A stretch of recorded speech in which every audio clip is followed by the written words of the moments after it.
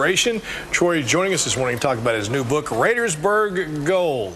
And not Oklahoma, but Montana. But welcome in, Troy. Welcome home, man. Yeah, it's good to be here. Now, you were telling me you were in Stillwater. You were going to school there, and you ended up going to Montana for a little bit.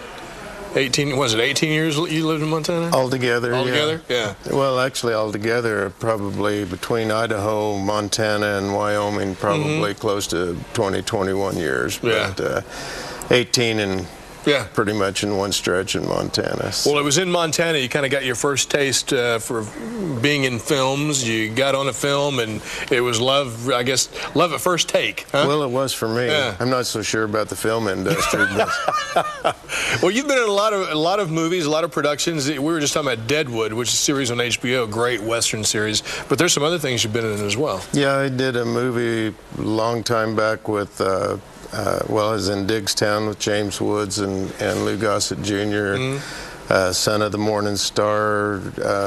Film that I really enjoyed working on was Ballad of Little Joe. I was one of the villains in it, and the first person that talks in the movie. So you got the black hat on. Is that why you got the black hat on? Well, that, and this was the easiest one to carry on the plane. I like that. Well, this is your first book, first novel, but you've written screenplays, you've done some poetry, you write music, so you do a bit of everything.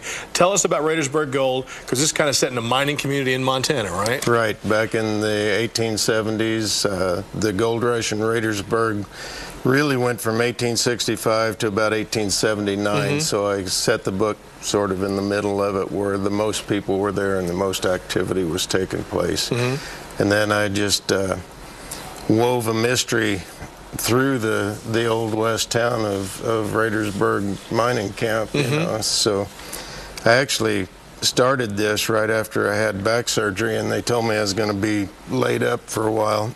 Excuse me. Oh, sorry for the sound man there.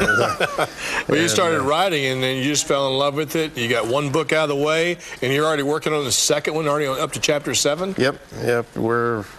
I'm trying to get that done as quickly as possible so that it's ready to go after we kind of ride out the wave with Radersburg. So. Well, the neat thing about it is for folks who would love to talk to you and love to get a copy of your book, and you can sign up for them. They've got several opportunities.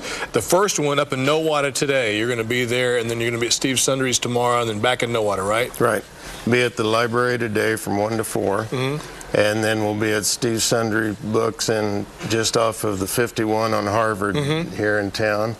And then as soon as we finish that up at 3 o'clock, it'll be from 1 to 3. And then I'll be tearing up Highway 169 back to Nowata again to perform some songs and cowboy poetry there at the Jack Ellis Theater tomorrow night. Well, you've been gone for a while, but you still know how to get around. I like that. At 51 and Harvard, 169 up to Nowata. I drove back and forth here, you know, a lot. In fact, I was on the John Chick show here in this studio several times when he was still alive. So cool. This is the first time I ever drove up where it was light enough to see it. See what was going on? It was eyes dark when I got here before. We're glad you drove up. I hope you drive up again, Troy. Okay. Thank you very much, man, and good luck on the book. Okay? Thank you very much.